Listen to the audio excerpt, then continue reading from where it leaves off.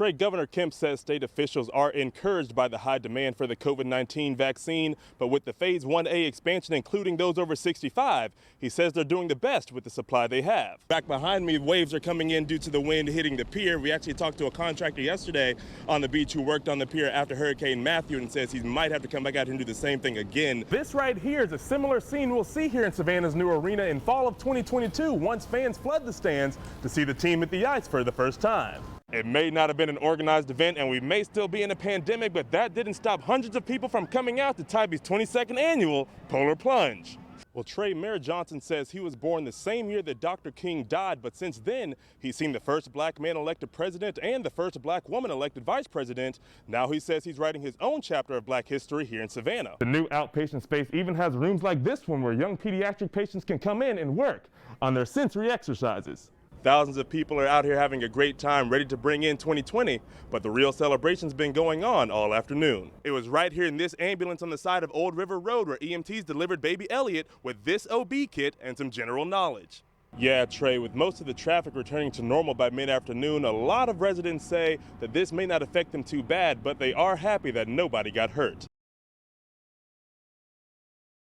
Savannah's own professional hockey team. Yes, I said it. Savannah's own professional hockey team. A warm welcome from Mayor Van Johnson and other city leaders today as the East Coast Hockey League proudly announced the newest addition to its franchise. The geography of Savannah is perfect for our league and our Southern Division.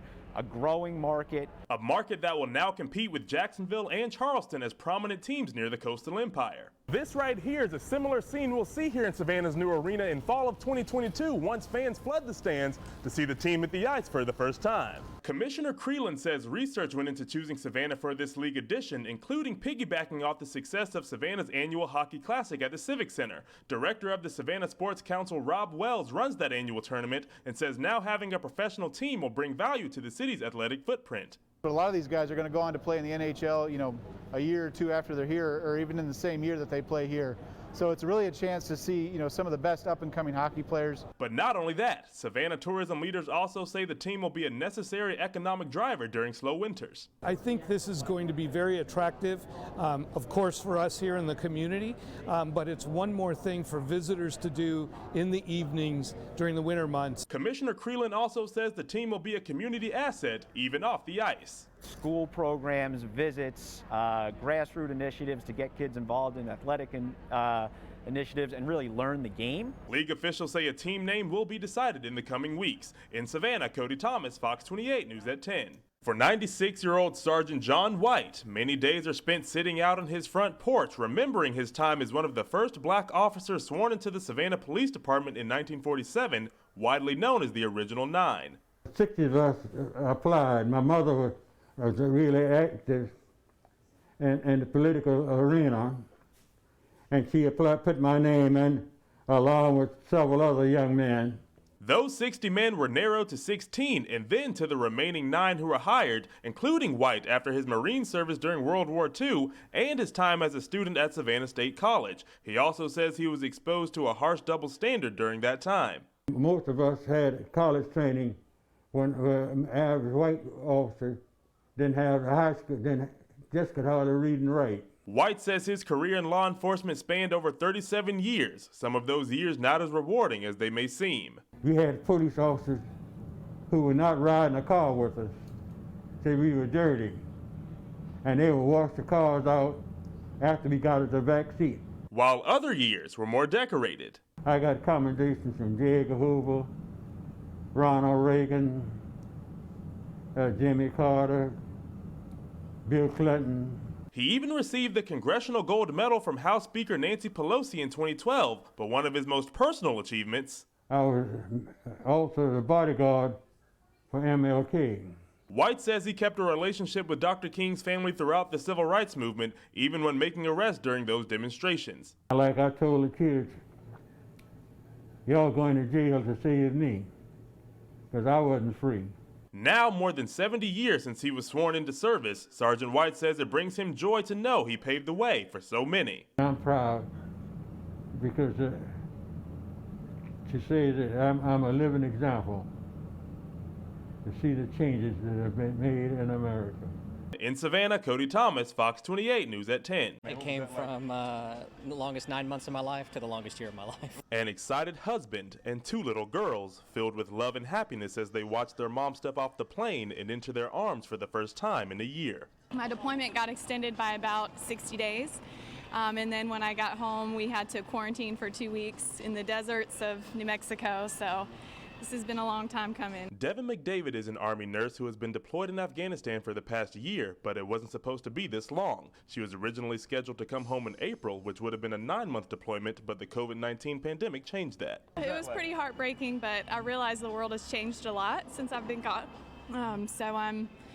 We're coming to terms with the new reality. But her extended deployment proved to be highly effective. McDavid and her peers were pioneers in the COVID task force plan in Afghanistan that was used across other Army bases. It was a little bit scary because it's you're still operating in a war zone environment. So we had a new battle that we had to take care of, which was COVID-19, and I think we did a pretty good job. And as for her husband, he says he's more than excited to finally have his family complete again. That's a whole new experience being the stay-at-home dad. It's a whole other world that I was not ready for, but I think I did fine. And now that she's here, I couldn't be happier. He did more than fine. He was super dad. He held it down with these 2 little girls.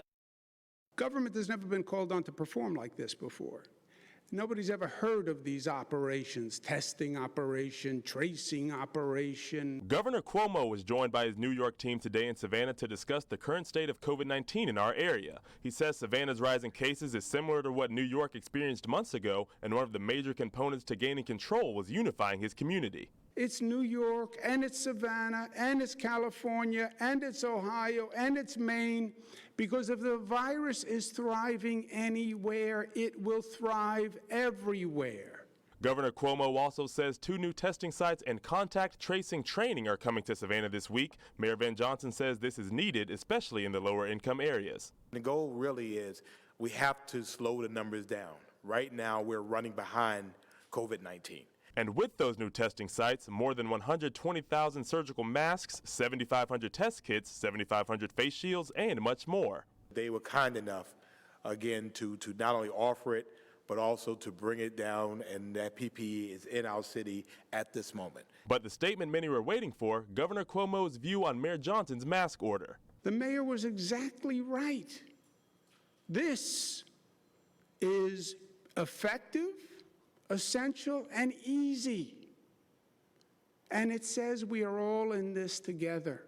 Governor Cuomo says he follows the Institute for Health Metrics and Evaluation, or IHME, which is one of the leading tracking models for COVID-19. He says the numbers suggest a national mask policy could have saved thousands. If we had a national mask policy, we could have saved 40,000 lives.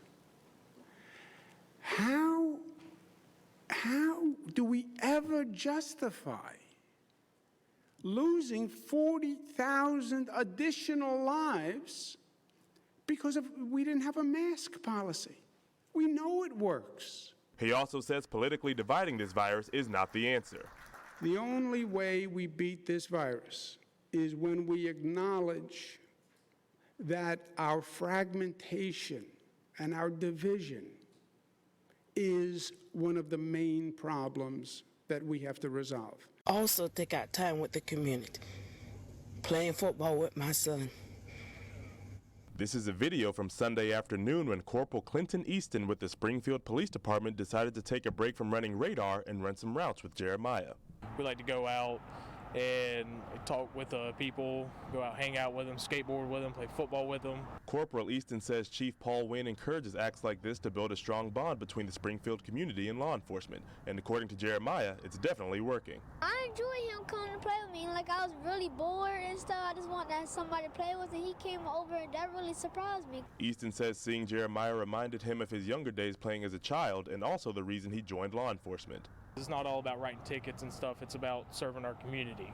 He also explains that he recognizes the stigma that comes with wearing the badge, but he says social media can make it worse than it seems. A lot of people see the bad side of it and the short version of it, not the whole story. But little Jeremiah has his own view of men like Corporal Easton. They keep us safe, They like put bad people in jail, does stuff wrong, break the laws. Jeremiah's mother Charlotte also says seeing Corporal Easton play with her son was a blessing. We do still have good people in this community and around the world still. Yes, there's some bad officer, but hey, good outweigh the bad.